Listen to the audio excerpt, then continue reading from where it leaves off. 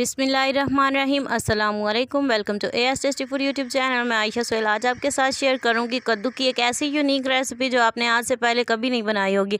अगर आप घबराते हैं कि आपके घर में कद्दू पकेगा और बच्चे खाएंगे नहीं, तो यकीन जाने इस रेसिपी को ट्राई करें। बच्चे तो क्या, बड़े भी उंगलियाँ चाटते रह जाएंगे। तो यकीन जाने बहुत ही ज़बरदस्त ये बनकर तैयार होती है रेसिपी। सबसे पहले मैंने आधा किलो कद्दू ले लिए, इन्हें अच्छे से धोकर छील लिया और इन्हें जो है वो हम कद्दूकश कर लेंगे कटर की मदद से। अब आप देख सकते हैं मैंने सिर्फ साइडों से जो है वो कद्दूकश कर रही हूँ। दरमियान वाला पीस हमने इस्तेमाल नहीं करना, वो इसलिए क्योंकि कद्दू में बहुत ज़्यादा पानी होता है। दरमियान वाली जो जगह होती है उसमें बीज वगैरह भी होते हैं, इसलिए हम वो चीज़ इस्तेमाल नहीं करेंगे और साइडों से कद्दूकश कर लेंगे। सारे कद्दू मैंने कद्दूकश कर लिया है। एक मलमल का या कोई भी आप कपड़ा ले लें, उसके अंदर जो है वो कद्दू डालकर आपने कद्दूकश जो हमने किया है उसका सारे का आपने पानी निचोड़ लेना है अच्छे से, और ये पानी आपने ज़ाया नहीं करना, ये बाद में रेसिपी में काम आएगा सब। और एक अदद बाउल ले लेंगे, उसके अंदर हमने जो कद्दू खुश्क किया है वो हम शामिल कर देंगे। तो आप देख सकते हैं ये अच्छे से ड्राई हो चुका है। अब हम इसके अंदर जो है वो चंद स्पाइसेस ऐड करेंगे। 1.5 चम्मच इसमें मैंने लाल मिर्च पाउडर डाला है। 1 चम्मच इसमें जाएगा नमक। अब इसमें जाएगा 2 चम्मच कसूरी मेथी। थोड़ी सी हल्दी डालेंगे आधा चम्मच के करीब, और 1 चम्मच जो है वो सूखा धनिया कूटा हुआ मैंने इसमें डाला है, पिसा हुआ।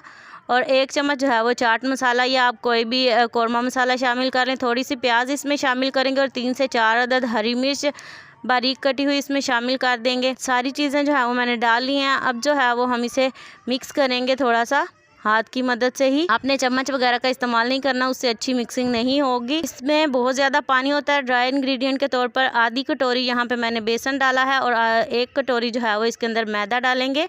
मैदे की जगह अगर आपके पास चावल का आटा हो तो वो इस्तेमाल करें, उससे टेस्ट और भी ज़्यादा इंक्रीज़ होगा। तो आपने बिल्कुल भी पानी का इस्तेमाल नहीं करना। इसके अंदर का पानी जो है वो आपने निचोड़ के निकालना है हाथ की मदद से और इसे एक डो की शक्ल दे देनी है। कोफ्ते हम बाद में बनाएंगे, पहले हम घी जो है वो अच्छे से गर्म करेंगे और इसे चूल्हे पर चढ़ा देंगे, अच्छे से गर्म करेंगे और साथ साथ जो है वो हम कोफ्ते बनाकर इसमें डालेंगे, क्योंकि ये बहुत ज़्यादा पानी में होता है और ये साथ बर्तन में चिपक जाएंगे या ख़राब हो जाएंगे। तो आपने कढ़ाई एक साइड पे चढ़ा लेनी है चूल्हे पे और साथ साथ कोफ्ते बनाकर इसमें डालते जाने हैं।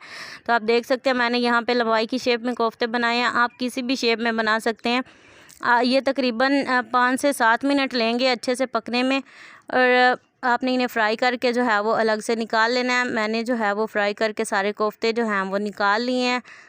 तो आप देख सकते हैं माशाल्लाह, आप इन्हें चाय के साथ वैसे भी इंजॉय कर सकते हैं। कढ़ाई में से एक्स्ट्रा घी निकालेंगे और इसी घी के अंदर शामिल कर देंगे प्याज, अदरक लहसुन का पेस्ट और 2 अदद टमाटर कटी हुई, और जो हमने कद्दू का पानी निकाला था वो शामिल कर देंगे। वो साथ ही इसके डाल के 1 से 2 मिनट पकाएंगे। और स्पाइसेस हम इसमें डालेंगे आधा चम्मच नमक, 1 चम्मच लाल मिर्च पाउडर, थोड़ी सी हल्दी आधी चम्मच के करीब, और 1 चम्मच भरकर गरम मसाला मैंने इसमें शामिल कर दिया। सारी चीज़ों को जो है वो आपने तकरीबन आधा कप पानी डालकर जो है वो ऊपर रख देना। जब इस तरह मसाला अच्छे से भुन जाए तो आपने जितना शोरबा रखना है, जितनी ग्रेवी बनानी है उतना पानी लगा लेना है। पानी लगाकर 5 मिनट के लिए पकाएंगे। पकने के बाद जो है वो हम इसके अंदर अपने कोफ्ते डाल देंगे। जितना आपने शोरबा रखना है उतना रख लें। कोफ्ते डालने के बाद तकरीबन 5 मिनट तक मज़ीद हम इसे पकाएंगे ताकि जो है वो हमारा शोरबा अच्छे से पक जाए और कोफ्ते भी अंदर अच्छे से गल जाएं।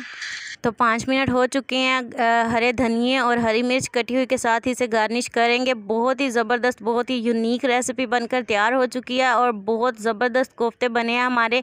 आप देख सकते हैं बहुत ही अच्छी रेसिपी मैंने आपके साथ शेयर किया। वीडियो ज़रा सी भी अच्छी लगी हो तो लाइक, कमेंट एंड शेयर करें, और इसी तरह की इंटरेस्टिंग वीडियोज़ के लिए चैनल ज़रूर सब्सक्राइब कर लें। नेक्स्ट वीडियो तक के लिए आयशा सोहेल को दीजिए इजाज़त। दुआओं में याद रखिएगा। अल्लाह हाफिज़।